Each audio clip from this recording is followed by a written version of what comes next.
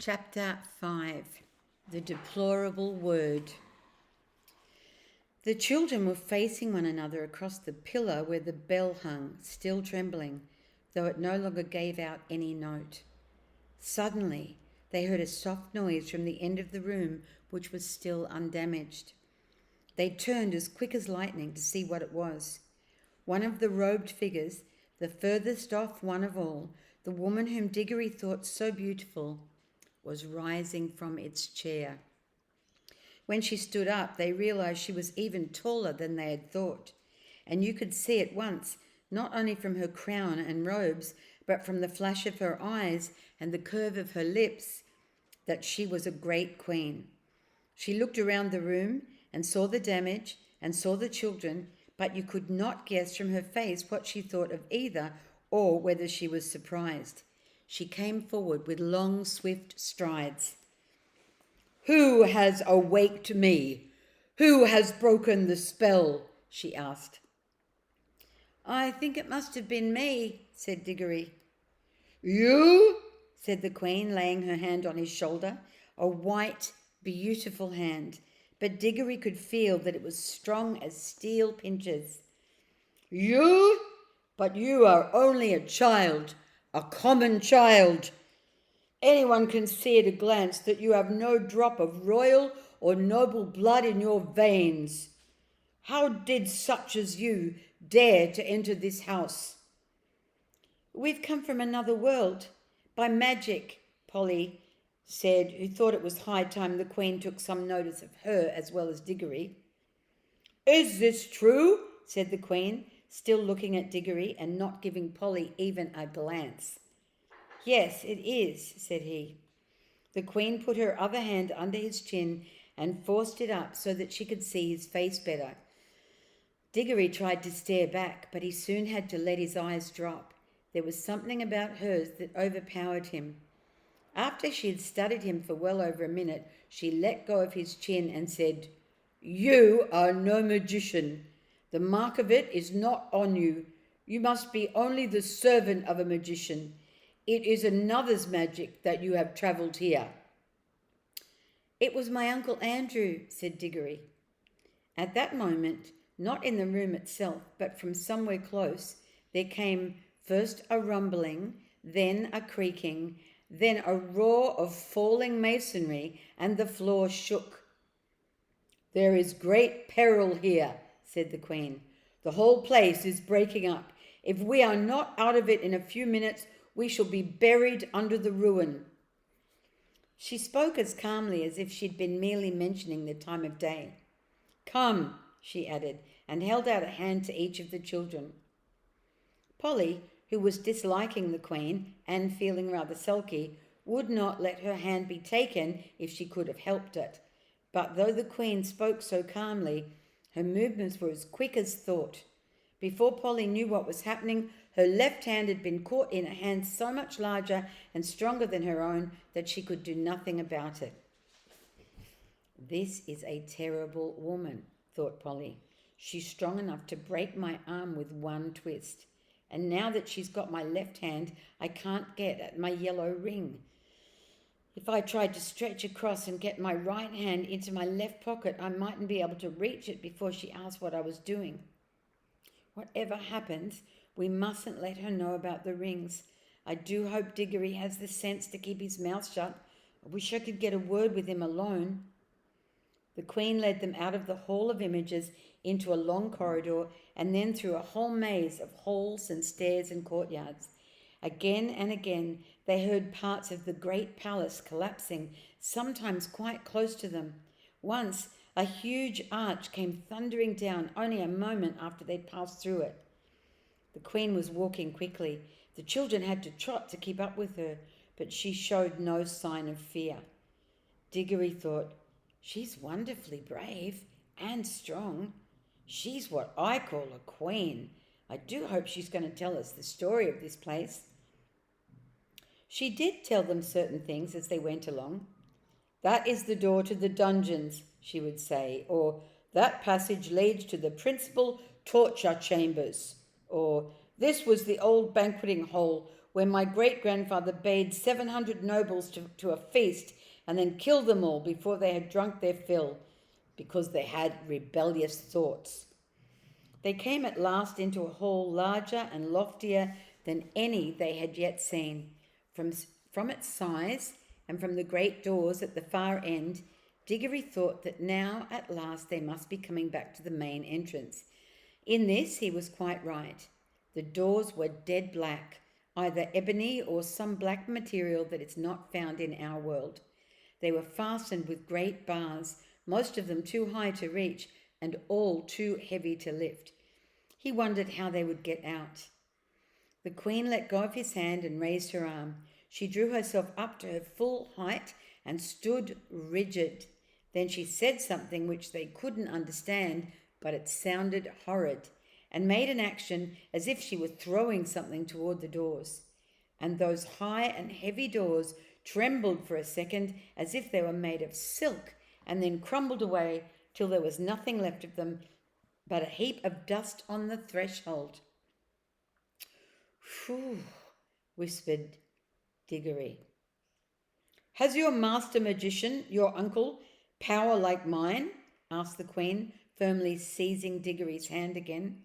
"But I shall know later. In the meantime, remember what you have seen. This is what happens to things and to people who stand in my way." Much more light than they had yet seen in that country was pouring in through the now empty doorway, and when the Queen led them out through it, they were not surprised to find themselves in the open air. The wind that blew in their faces was cold, yet somehow stale. They were looking up from a high terrace, and there was a great landscape out below them. Low down and near the horizon hung a great red sun, far bigger than our sun. Diggory felt at once that it was also older than our sun. It was a sun near the end of its life, weary of looking down on that world. To the left of the sun and higher up, there was a single star, big and bright. These were the only two things to be seen in the dark sky. They made a dismal group. And on the earth, in every direction, as far as the eye could reach, there spread a vast city in which there was no living thing to be seen. And all the temples, towers, palaces, pyramids, and bridges cast long, disastrous-looking shadows in the light of that withered sun. Once a great river had flowed through that city, but the water had long since vanished, and there was now only a wide ditch of grey dust. "Look well on that which no eyes will ever see again," said the Queen. "Such was Chan, that great city, the city of the kings, the wonder of the world, perhaps of all worlds. Does your uncle rule any city as great as this, boy?" "No," said Diggory. He was going to explain that Uncle Andrew didn't rule any cities, but the Queen went on. "It is silent now, but I have stood here when the whole air was full of the noises of Chan, the trampling of feet, the creaking of wheels, the cracking of the whips, and the groaning of the slaves, the thunder of chariots, and the sacrificial drums beating in the temples. I have stood here, but that was near the end, when the roar of battle went up from every street, and the river of Chan ran red." She paused and added, "All in one moment, one woman blotted it out forever." "Who?" said Diggory in a faint voice, but he'd already guessed the answer. "I," said the Queen. "I, Jadis, the last queen, but the queen of the world." The two children stood silent, shivering in the cold wind. "It was my sister's fault," said the Queen. "She drove me to it. May the curse of all the powers rest upon her forever. At any moment I was ready to make peace, yes, and to spare her life too, if only she would yield me the throne. But she would not. Her pride has destroyed the whole world. Even after the war had begun, there was a solemn promise that neither side would use magic. But when she broke her promise, what could I do?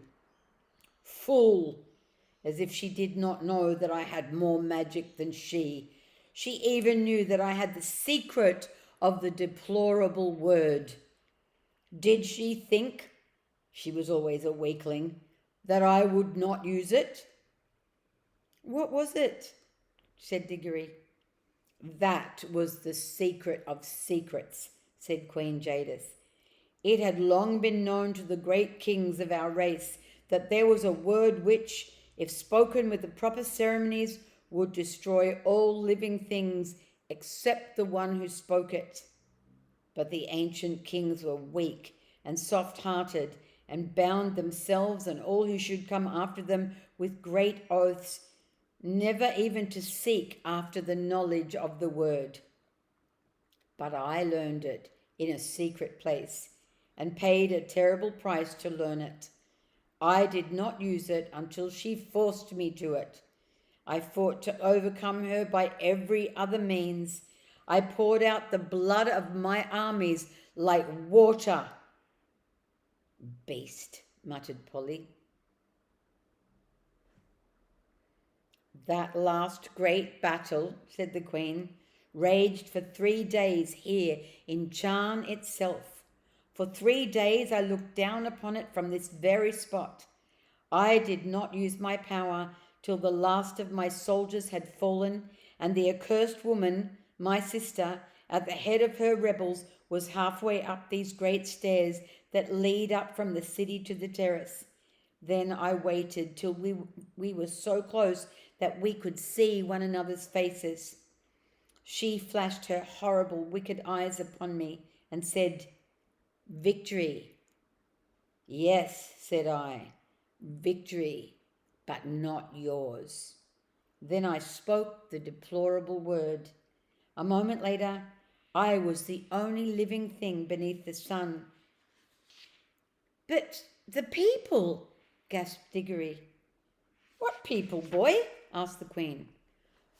"All the ordinary people," said Polly, "who'd never done you any harm, and the women, and the children, and the animals." "Don't you understand?" said the Queen, still speaking to Diggory. "I was the Queen. They were all my people. What else were they there for but to do my will?" "It was rather hard luck on them, all the same," said Diggory. "I had forgotten that you are only a common boy. How should you understand reasons of state? You must learn, child, that what would be wrong for you, or any of the common people, is not wrong in a great queen such as I. The weight of the world is on our shoulders. We must be freed from all rules. Ours is a high and lonely destiny." Diggory suddenly remembered that Uncle Andrew had used exactly the same words, but they sounded much grander when Queen Jadis said them, perhaps because Uncle Andrew was not 7 feet tall and dazzlingly beautiful. "And what did you do then?" said Diggory. "I had already cast strong spells on the hall where the images of my ancestors sit, and the force of those spells was that I should sleep among them like an image myself, and need neither food nor fire, though it were 1,000 years, till one came and struck the bell and awoke me." "Was it the deplorable word that made the sun like that?" said Diggory. "Like what?" said Jadis. "So big, so red, so cold." "It has always been so," said Jadis, "at least for hundreds of thousands of years. Have you a different sort of sun in your world?" "Yes, it's smaller and yellower, and it gives a great deal more heat." The Queen gave a long-drawn "ah," and Diggory saw on her face that same hungry, greedy look which he had lately seen on Uncle Andrew's. "So," she said, "yours is a younger world." She paused for a moment to look once more at the deserted city, and if she was sorry for all the evil she had done there, she certainly didn't show it. And then she said, "Now, let us be going. It is cold here at the end of all the ages." Going where? Asked both the children. Where? Repeated Jadis in surprise. To your world, of course. Polly and Diggory looked at each other aghast. Polly had disliked the Queen from the first, and even Diggory, now that he'd heard the story, felt that he'd seen quite as much of her as he wanted. Certainly, she was not at all the sort of person one would like to take home. And if they did like, they didn't know how they could. What they wanted was to get away themselves, but Polly couldn't get at her ring, and of course Diggory couldn't go without her. Diggory got very red in the face and stammered, our world, I didn't know you wanted to go there. What else were you sent here for, if not to fetch me? Said Jadis. I'm sure you wouldn't like our world at all, said Diggory. It's not her sort of place, is it, Polly? Very dull, not worth seeing, really. It will soon be worth seeing when I rule it, answered the Queen. Oh, no, but you can't, said Diggory. It's not like that. They wouldn't let you, you know. The Queen gave a contemptuous smile. Many great kings, she said, thought they could stand against the house of Chan, but they all fell, and their very names are forgotten. Foolish boy, do you think that I, with my beauty and my magic, will not have your whole world at my feet before a year has passed? Perhaps your incantations, get them ready and take me there at once. This is perfectly frightful, said Diggory to Polly. Perhaps you fear this uncle of yours, said Jadis. But if he honours me duly, he shall keep his life and his throne. I am not coming to fight against him. He must be a very great magician if he has found out how to send you here. Is he king of your whole world or only of part? He isn't king of anywhere, said Diggory. You are lying, said the Queen. Does not magic always go with royal blood? Who ever heard of common people being magicians? I can see the truth whether you speak it or not. Your uncle is the great king and the great enchanter of your world, and by his art he has seen the shadow of my face in some magic mirror or some enchanted pool, and for the love of my beauty he has made a potent spell which shook your world to its foundations and sent you across the great gulf between world and world to ask my favour and bring me to him. Answer me, is that not how it was? Well, not exactly, said Diggory. Not exactly, shouted Polly. Why, it's absolute bosh from beginning to end. Minions, cried the Queen, turning in rage upon Polly and seizing her hair at the very top of her head where it hurts most. But in so doing, she let go of both the children's hands. Now, said Diggory, and quick, shouted Polly. They plunged their left hands into their pockets. They did not even need to put the rings on. The moment they touched them, the whole of that dreary world vanished from their eyes. They were rushing upward, and a warm green light was growing nearer overhead.